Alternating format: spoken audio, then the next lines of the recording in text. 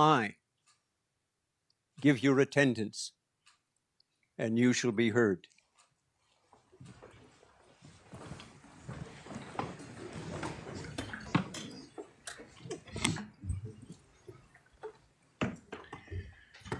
We begin this ceremony by acknowledging the Gadigal of the Eora Nation and paying our sincere respects to elders past and present, and extend those respects to all Aboriginal and Torres Strait Islander people.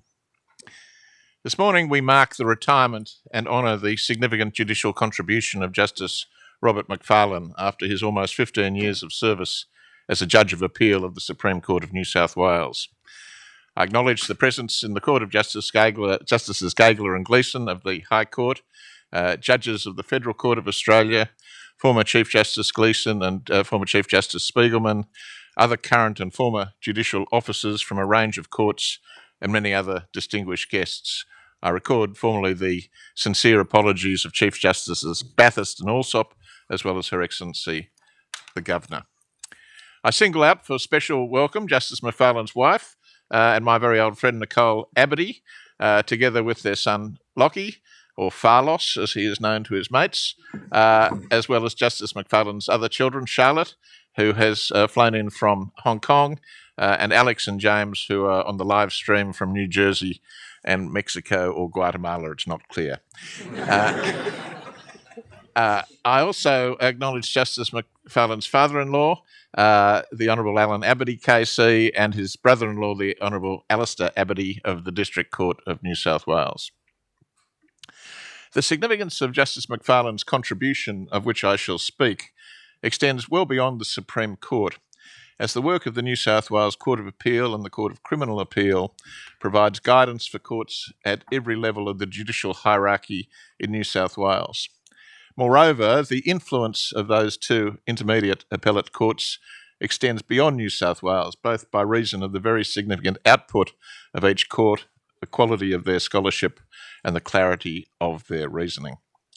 One of the reasons these two intermediate appellate courts command such influence and respect is the discipline and diligence of the judges who constitute them.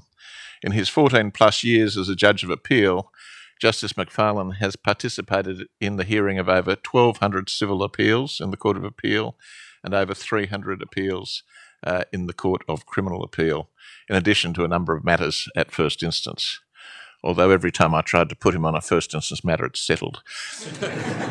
And mine didn't. He has brought to all of his appellate work the meticulous discipline and preparation for which he was famous at the bar, where I had the very good fortune to be led by him from time to time, and in due course to lock horns on a couple of occasions. From both perspectives, I observed the precise and systematic way in which he would attack a brief, all from a desk at the tidier end of the spectrum.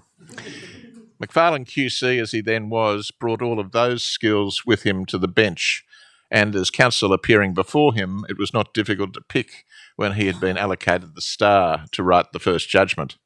First, and although I say this without admissions, he was invariably more on top of the brief than counsel retained in the matter. But secondly, within a very short space of time, his questions would be directed to the nub of the most difficult issues in the case, which he had identified in his close preparation. No less industrious was he in the speed of his preparation of draft judgments. By speed, I do not mean to imply that they were rushed, because they were always careful and considered. But His Honour belongs to that school of judging to which I also subscribe, or at least aspire, namely that appellate judgments should be produced with as much expedition as is possible, consistent with the complexity and seriousness of the matter and the competing demands of the court's other business. His Honour's discipline also gave rise to the so-called McFarland 25-page rule, with which all new Court of Appeal judges are inculcated by His Honour upon their appointment, with, I should say, various levels of success. The rule has a measure of flexibility. For example, a case which runs into a second day may warrant an additional 15 pages. By that metric, my final judgment with His Honour was an abject blowout, although in my defence there were a lot of facts involved. Although we've all joked about the McFarlan 25-page rule over the years, there is a serious and profoundly important point that underlies it, and that is that appellate judges in particular, if they look to produce judgments which are not only meaningful and clear to the parties, but also useful to the profession, must cut through to the key issue or issues raised in the appeal, eliminating unnecessary background and unilluminating citation of authority in support of well-established principles. Of course, the identification of what are the key issues and distinguishing salient background facts from surplusage requires great skill, mastery of the detail, first-class knowledge of fundamental principle, and an ability to express oneself with considerable clarity. Fortunately, all of these attributes coalesced to great effect in Justice McFarland's judgments, both on the civil side and in the Court of Criminal Appeal. It is impossible and perhaps invidious to seek to highlight particular judgments from such a rich corpus of work over such a lengthy period of time, but some important decisions of His Honour on the civil side include a very early decision in Leerdam and Nouri concerning misfeasance in public office and whether a solicitor acting for the Federal Minister for Immigration in AAT proceedings holds a public office amenable to the tort of misfeasance in public office, and also whether an advocate's immunity from suit applies to torts of misfeasance in public office and collateral abuse of process.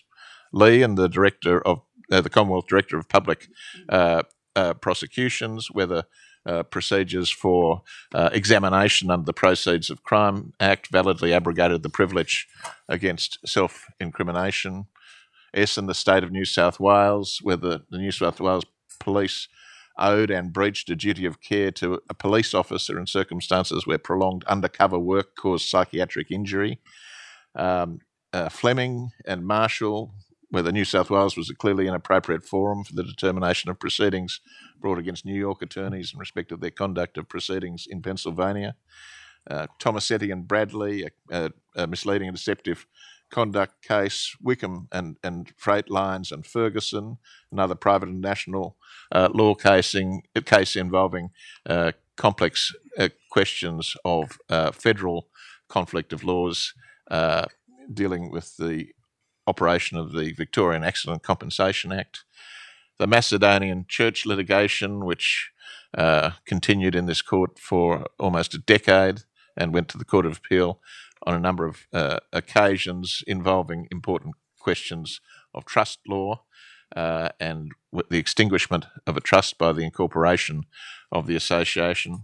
Holton TCN, a defamation case of significance. Ireland and WG Riverview, a case in which I had the pleasure of sitting with His Honour. The issue was whether a statement as to whether a bull's sire was one of fact or belief. David Pritchard was for the bull, I seem to recall. CBRE and Trilogy Funds, a very complex abusive process case delivered last year. One can see even in that very short sample of more than 1,500 decisions, the range of His Honour's reach and expertise. Another strong characteristic of His Honour has been the very high degree of judicial courtesy he has always exhibited.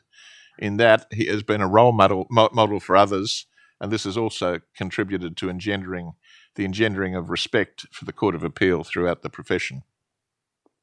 His Honour has, to my observation, invariably resisted the urge for judicial humour. Perhaps this was because in his first appearance in the Court of Appeal after his marriage to Nicole, Gleeson CJ, for whom Nicole had worked as research director, is said to have insisted on referring to him throughout as Mr. Abberty. This mischief making was matched only by Roddy Marr insisting on referring to Poulos QC as Mr. Konomos over the course of several years. Justice McFarland's own courtesy has extended to his colleagues behind the scenes in the preparation for cases and in the dialogue which follows the hearing of an appeal and the circulation of draft judgments. That courtesy has also, I should add, extended to his staff, to members of the court staff more generally, court reporters, members of the registry staff, sheriff's officers, etc. It has been exemplary. Speaking personally, and as someone who has known his honour for the entirety of my own professional career, can I thank him publicly for the support, encouragement and friendship he has always extended to me, particularly on my appointment as President and then more recently as Chief Justice. He, as a senior member of the court, is someone whose views I've actively sought out and whose advice I have greatly valued over the past 4 years. I make only one complaint. His choice to tell me of his decision to retire from the court just before my second shot on the fourth hole of a golf game in which I had just begun to pull ahead. The timing had all the tactical acumen of the head of a Scottish clan. It operated as a canny and continuing distraction for the balance of the round and plainly affected the result. Unfortunately, that did not appear to come as a surprise to the bookmakers. Justice McFarland, golf, travel, naval history, and of course, unlimited Elvis await you, interspersed, no doubt, with a steady diet of mediations in due course. On behalf of myself and the court, could I thank you for your years of high public service and wish you and Nicole all the best of health and happiness into the future. Mr. Attorney. May it please the Court, I begin by acknowledging the traditional custodians of the land on which we gather, the Gadigal of the Eora Nation, and pay my respects to their elders past, present and emerging, and to all Aboriginal and Torres Strait Islander people who join us today. It's my privilege to be given this opportunity on behalf of our state and the Bar to wish Your Honour Justice McFarland well on your departure from your role as a judge of this court and as a Justice of Appeal. As the Chief Justice has noted, we're joined today in court by many friends and family and present and past members of the judiciary. There are some who can't be here today. Special mention to your mother, Barbara, and your father, former judge of this court, Bruce McFarland, QC. They, along with your late sister, Babette, are sadly missed. Your Honour takes great pride in your father's life and career, and so too would he and your mother be very proud of your life and your career. Your Honour was born in 1949, the youngest of 3 children and the only boy. You were educated initially at Neutral Bay Public School and then enrolled at Cranbrook as a 10-year-old. Your nickname at school was appropriately and presently Judge. From Sydney University in 1970, you graduated with a Bachelor of Arts degree and in 1974 in law with first-class honours, sharing the prize for second in that course. In 1971, you spent a year as your father's associate and then commenced your articles of clerkship at Dawson Waldron. You were admitted as a solicitor in 1974 and continued working at Dawson Waldron. A year later, you were appointed an associate of that firm. Your Honour was called to the Bar in 1976, spending a year or so on 13 Wentworth before moving to the 11th floor where you spent the rest of your career at the Bar. In your early years, you were the junior of choice for leading silks like Murray Gleeson, Simon Scheller, David Bennett, Tom Hughes and Bob Hunter.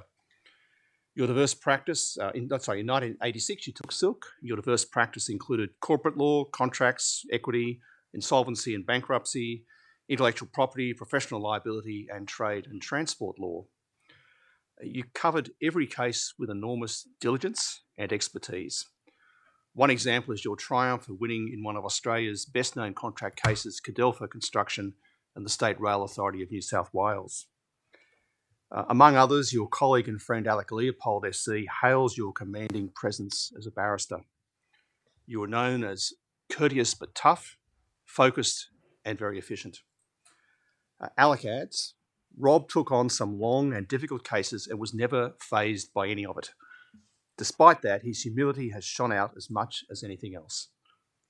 Your Honour also made a significant contribution to the life and governance of the Bar, serving on the Bar Council for 2 years, as a Director of the Barristers' Sickness and Accident Fund for 14 years, and representing the Bar on the Supreme Court Commercial List Users Committee for 13 years. You also contributed to the legal profession and community in other ways as a lecturer in equity at your alma mater, a member of the Legal Services Tribunal and later the Legal Services Division of the Administrative Decisions Tribunal.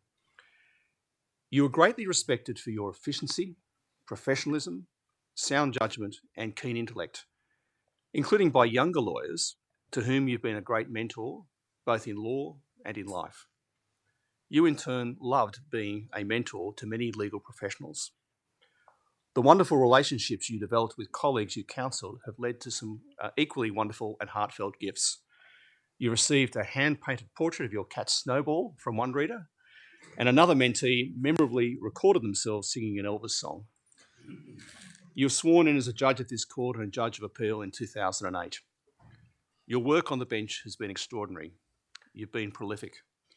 You've participated in over 1,500 decisions during your time on this bench and provided the lead judgment in numerous significant and complex cases, including those that His Honour the Chief Justice has mentioned. Both at the bar and as a judge, you're known for your clarity and conciseness of thought and expression and great command of legal principle, getting to the nub of the issue very quickly. You're known to be a neat and tidy man. You avoid distraction and demonstrate to people that you have their complete attention. Your wife, Nicole, offers your decisiveness as one of the reasons why you're such a strong judge. The decisiveness was clear last year when you woke up one morning and declared you were going to retire. This new chapter of your life won't mean that you'll be standing still. Nicole has said that you have plans of becoming a writing festival groupie as you follow her career. So first up next week is the Cairns Tropical Writers Festival, followed by Adelaide. You're both equally excited to spend more time with each other. Nicole and you share a love of literature, with American history and politics being your favourite subject. You've read many biographies of American presidents. So many, in fact, that Nicole believes you should enter a hard quiz on ABC to test your knowledge. You met Nicole at a swearing-in ceremony, and this year will be 25 years of marriage. You live together in the eastern suburbs with your dog Timmy and your artist-inspiring cat Snowball, and enjoy spending time at your place on the Central Coast. You enjoy playing golf, tennis, and squash with your friends. They believe one of your goals in retirement will be to try to win the Ken Hall Classic Golf Tournament. They also believe you have no chance unless your bunker play improves. One of those friends, the Honourable Nigel Raine SC, describes you as gregarious, collegiate, considerate, and unstinting in your support of the people closest to you. Music will continue to give you joy, and so will watching your beloved Rabbitohs. Retirement will also allow you to indulge your passion for travel. Your Honour loves France and Italy, with Positano holding great significance for you. It will also allow you to see your children and grandchildren more. They're spread across the world in Hong Kong, New York, and Guatemala. Even Lockie has flown the coup and now is studying at ANU. It's an exciting new chapter in an extraordinary life. Your Honour was an exemplary barrister. Your Honour has been an exemplary judge. One of Elvis Presley's most quoted lines is that happiness is knowing you've done a good job, whether it's professional or for another person. I trust as Your Honour closes this chapter, you will do so with the sort of happiness envisaged by Elvis, because it's certainly deserved. I offer you the warmest of wishes on your retirement. May it please the Court. Ms. Banks, the President of the Law Society of New South Wales. May it please the Court. I also acknowledge the Gadigal of the Eora Nation and the traditional owners of the land on which this court stands, their elders past and present, and their youth emerging. It is a real privilege to be able to acknowledge and extend my respects and welcome all Aboriginal people here today. I come before the court on behalf of the Solicitors of New South Wales to farewell Your Honour from this court. Your Honour, your reputation and your history precede you. As we have heard, from 1972 to 1976, you worked at Sydney law firm Blake Dawson Waldron, and you came to the bar in 1976. You were made Queen's Counsel 10 years later. You served as a member of the Administrative Decisions Tribunal from 1999 to 2008, and as a member of the Legal Services Tribunal from 1994 to 1999. You were appointed to the New South Wales Court of Appeal in September 2008. As your friend, Mr. Leopold SC, said, your elevation to the Court of Appeal was viewed as inevitable. It was always a question of when, rather than whether you would be appointed. There are over 1,000 of your decisions available on case law. Your reputation as a barrister and a solicitor is as impeccable as it is well known. You are held in great esteem amongst the legal community for your precision, your superlative legal knowledge, and your good nature on and off the bench. But what of the man? Your Honour is not given to garrulous statements or a vivid social media presence. Thankfully, we can rely on your family and friends to farewell not only the judge, but the husband, father, and friend who has served New South Wales so faithfully. Solicitor David O'Donnell, a close friend for decades, describes you as a passionate man, a humble, courteous barrister who was a joy to brief, a dedicated judge, and a devoted, adoring husband to Nicole, with whom you enjoy a happily blissful marriage. Nicole is your number one fan. From her days as a barrister until now, she maintains that you have been 100% suited to the role of a judge. Your time management skills are the stuff of CPD courses, and the precision of your thinking is flawless. Your friend Mr. Leopold interrupted his busy trial schedule to provide happy memories of you. He says that after coming to the bar at age 27, Bob McFarlan, as Your Honour was then known, quickly developed a huge reputation in maritime law, banking law, intellectual property, commercial and company law, and equity in particular. Your proficiency in equity was not surprising. Your father, Bruce, had been the chief judge in equity. While you were still a junior, Minter Simpson solicitors, as they were then known, had so much faith in you that they briefed you to appear unled in a full appeal before the High Court in National Commercial Bank and Batty. You successfully resisted the appeal. You had an extremely rapid elevation to silk, achieving that status while still aged 36, after just 10 years at the bar. No one was surprised by that. You were always an excellent lawyer and a persuasive advocate, much sought after by the solicitor profession. You thrived as a silk, appearing in many difficult and important cases, both infamous and famous, over your 22 years as a silk. Your judgments were always erudite and readable. You avoided lengthy tomes, succinctly expressing the application of legal principle and its application to the facts, almost always within 25 pages. Your Honour's good friend, the Honourable Nigel Raine SC, recalls that when he was a young litigation solicitor, he asked a friend to recommend a barrister who knew something about cheques, and this friend recommended a Mr. R.B.S. McFarlan. It turned out that you knew a lot about cheques and a lot about many other areas of law as well. At the time, Your Honour had a junior brief in a significant percentage of the commercials list matters. You had an even higher percentage of matters in the Admiralty list, perhaps by the fact at the time you smoked a pipe, which was very maritime and perhaps a bit captain too. Mr. Raine says, "It speaks volumes for the eminence of the young McFarland that the then Chief Justice Sir Lawrence Street arranged for his son Sandy, now Judge Street, to read with His Honour and the head of what had become the commercial division, Justice Andrew Rogers, ensured that his barrister wife, Helen Coonan, later Senator Coonan, did the same. Your Honour, throughout your career, you have been required to have a rigorous work ethic, which has seen you bring to bear concentrated firepower to the problem at hand with minimum fuss, great economy and decisiveness. Mr. Raine observes that unlike many barristers, and perhaps even a few judges, you are not one for reminiscences, chit-chats and anecdotes when you are working on a case. You believe in the regenerative power of relaxation and holidays, and you're always careful to ensure you have time for both. Mr. Raine concurs with your friends and family when he notes, "I have never met anyone with a more pronounced ability to concentrate on the particular task at hand."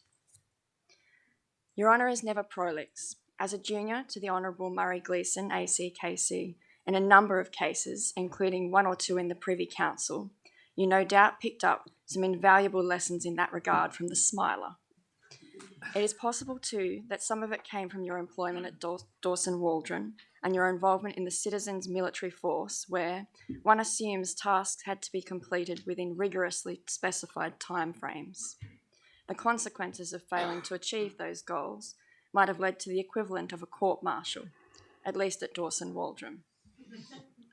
In the same vein as a member of the Court of Appeal, Your Honour has endeavoured to keep your judgments concise and no doubt there are many in the profession who are quietly thankful for the succinct and astute McFarland approach. There is, however, a certain irony in the fact that His Honour, who has consistently avoided prolixity and championed conciseness throughout his entire career, was senior counsel for the plaintiff in Asic and Rich, a case which ran for more than 3 years and produced what is alleged to be the longest judgment in the history of the New South Wales Supreme Court. Outside of the court, you're a man of many interests. You and your wife, Nicole, love going to the theatre and the movies. At home, you are a committed reader and scholar of American political history, as we have heard. You are also a golfer of considerable skill. Shortly before your 60th birthday, you hit a hole-in-one. No other gift could top that. If you love golf, it can only be said that you worship the South Sydney Rabbitohs. Nicole describes you as a Rabbitohs scholar. Your son Lachlan, as a toddler, kitted out head to toe in Rabbitoh gear for every game. 2014, when they won the grand final, was one of the highlights of your life. And your Elvis obsession is infamous. Mr. Leopold has suggested that your numerous appearances as Elvis is the reason so many claim that Elvis is still alive.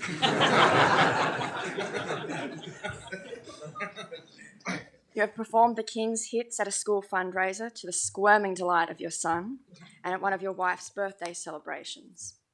On your own 70th birthday, each member of your family, wife, children and grandchildren, took their turn to serenade you with an Elvis Presley song. Your Eric Burdon obsession is perhaps less well known. Several years back, while practicing silk at the bar, you were like an excited schoolboy when Eric Burdon came to Australia. Indeed, you queued up at Ticketmaster at 5 a.m. with a sleeping bag to ensure you got tickets. You were in luck, for only one other person joined the queue.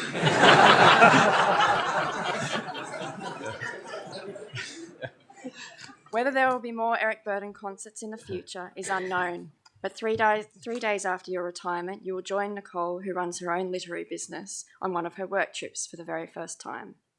Your retirement will also leave time for your adored pets, the voluminous cat Snowball, and Timmy, who, you guessed it, ain't nothing but a hound dog. As the President of the Law Society of New South Wales, it is my absolute pleasure to thank Your Honour for your contribution to the administration of law in New South Wales. On behalf of the Solicitors of New South Wales, I thank Your Honour for your service to our state. Your Honour, you have served the New South Wales justice system to the fullest of your abilities, with dedication, precision, and a hunk of burning love. You may be retiring from the bench, but you are taking on a full-time journey of golf, travel, and continued scholarship in your areas of interest. You do this with friends of decades standing and alongside a family who adores you, and your wife Nicole, who says proudly that she loves you more every day. That's the wonder of you. I know that you will soon travel to the United States to be reunited with your family, and urge you to be aware of that cold Kentucky rain. Your Honour, it's now or never. May you enjoy a very happy retirement. Please accept our best wishes and a life free of moody blues for you and Nicole, your children and grandchildren, as you enter this exciting new phase of your life. As the court pleases. Justice McFarland. Thank you.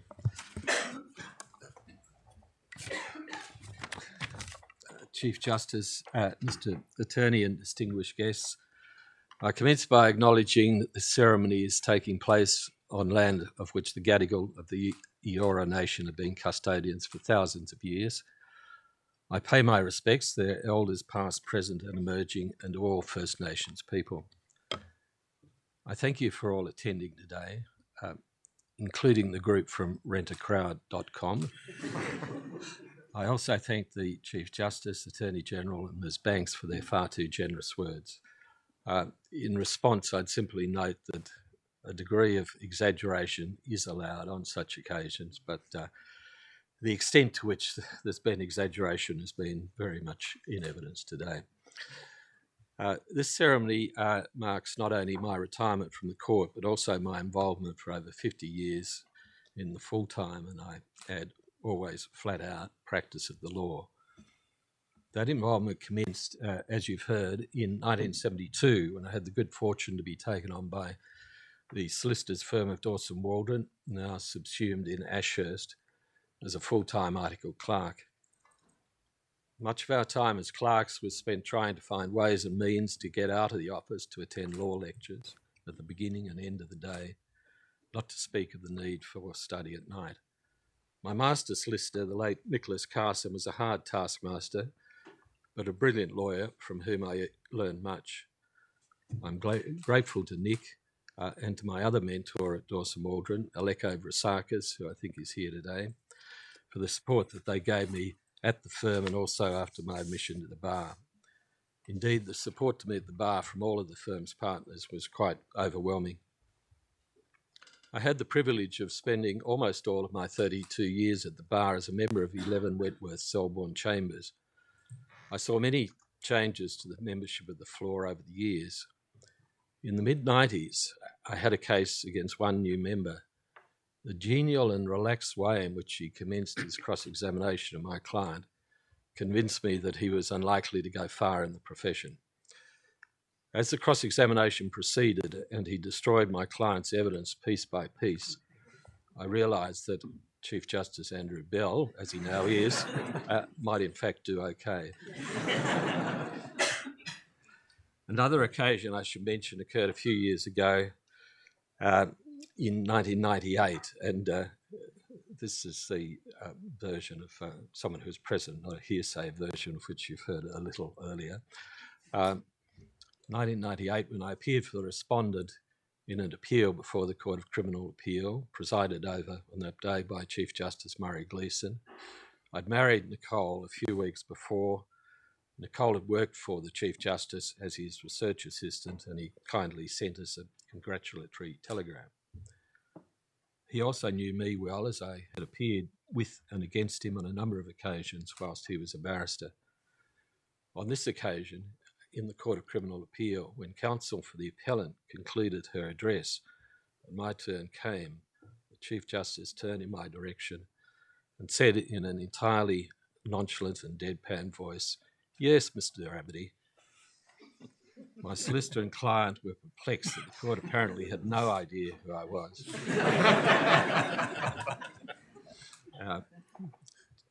Murray Gleeson's daughter, Justice Jackie Gleeson, was later heard to comment that her dad would have been working on the precise tone of voice to adopt all morning.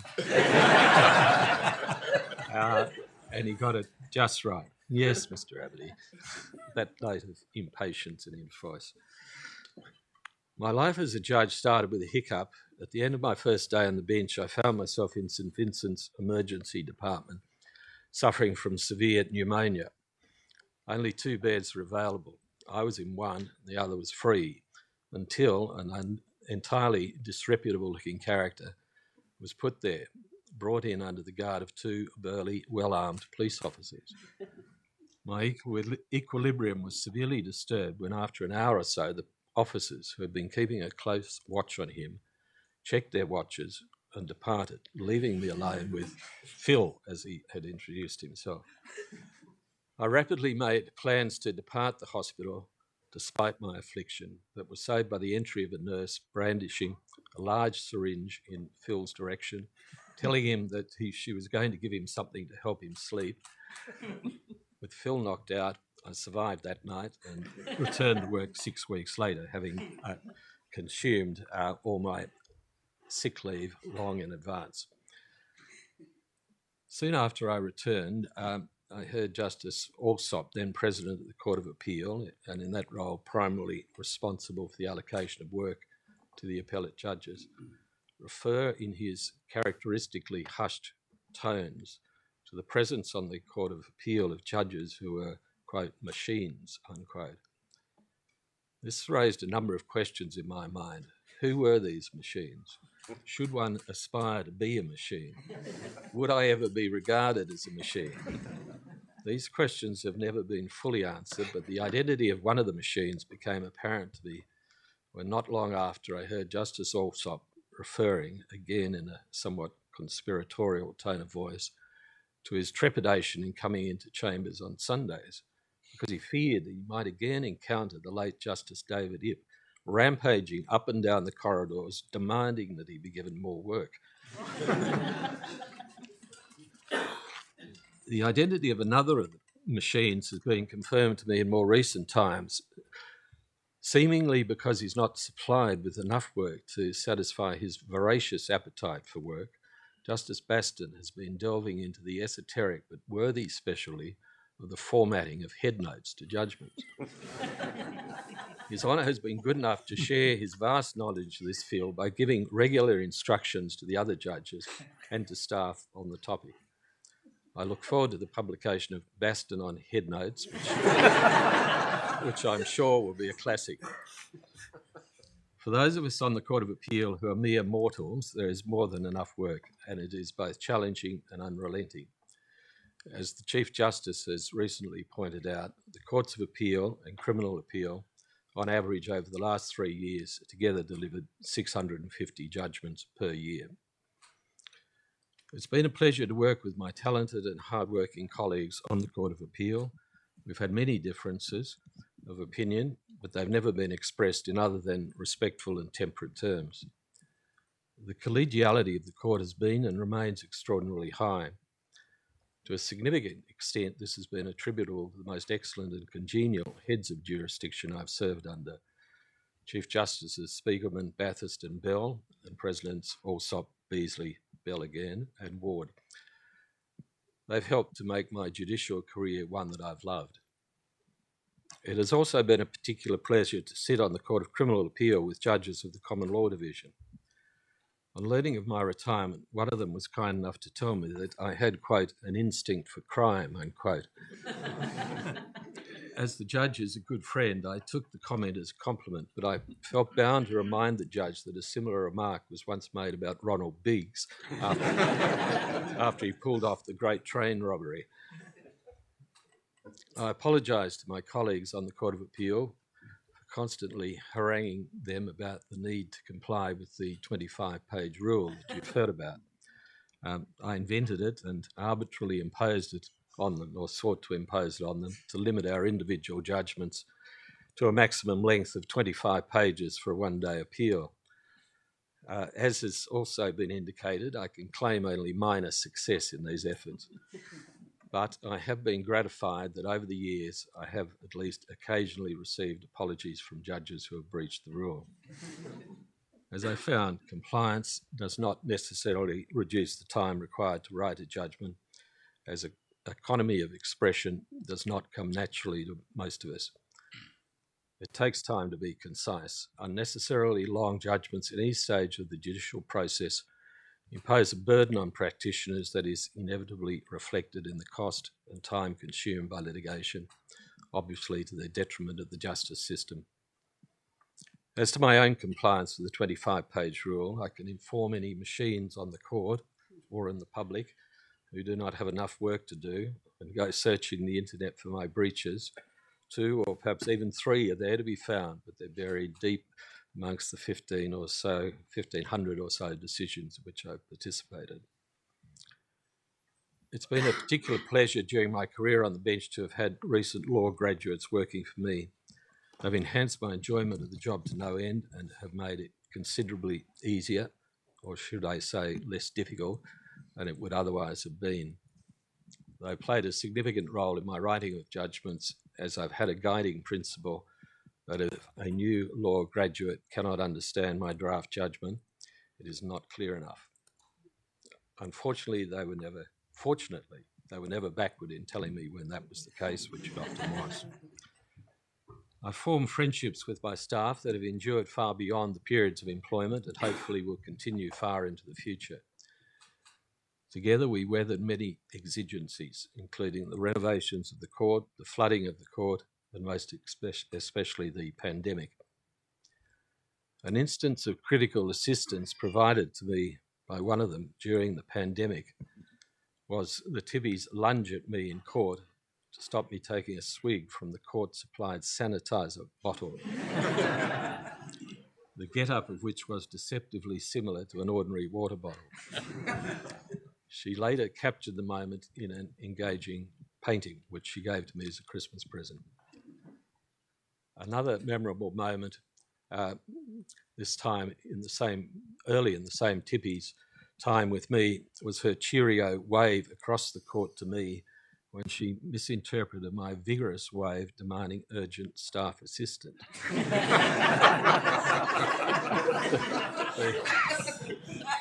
So the wave was to the effect, "Yes, thanks. I am really enjoying myself here. How are you going?" Over the years, my staff also provided me with excellent IT assistance. I will not be surprised to learn that in anticipation of my retirement, an imminent staffless state, I've equipped myself with a book called Word 11 for Dummies, in fact, appropriately for senior dummies. I also want to pay tribute to the judicial officers from whom I have heard appeals. New South Wales is well served by judges and other decision makers of great quality and dedication.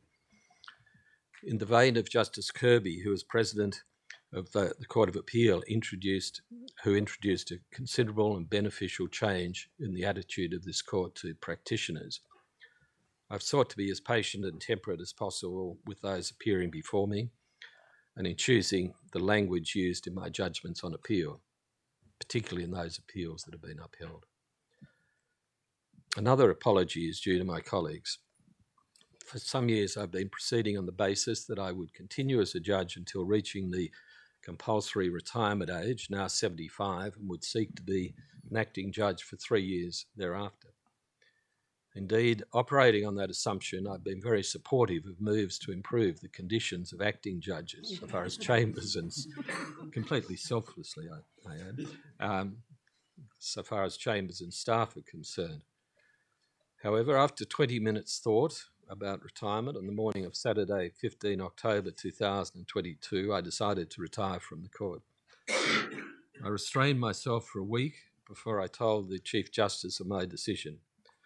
You've heard something of this already, but I told him just as he was about to hit a 3-wood on the 4th hole at our golf club. Unfortunately, the news failed to put him off his shot and he still won the hole, which he was too modest to claim. I apologise also to my close friend on the court, who's here today, whom I vigorously advised that he must take a long slab of long service leave before making a decision to retire. It's only common sense.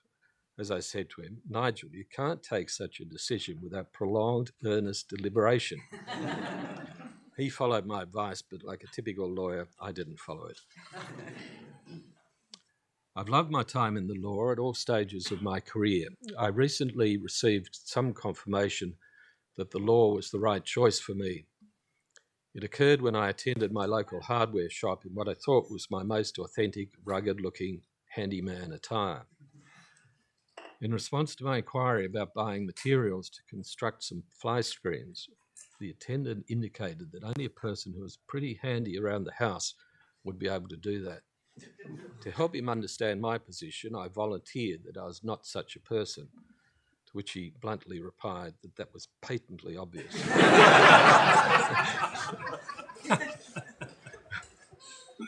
This reminded me of an occasion a few years earlier when I went to the RTA to renew my truck driver's licence, which I had obtained when at university and had rolled over from year to year thereafter as my everyday licence.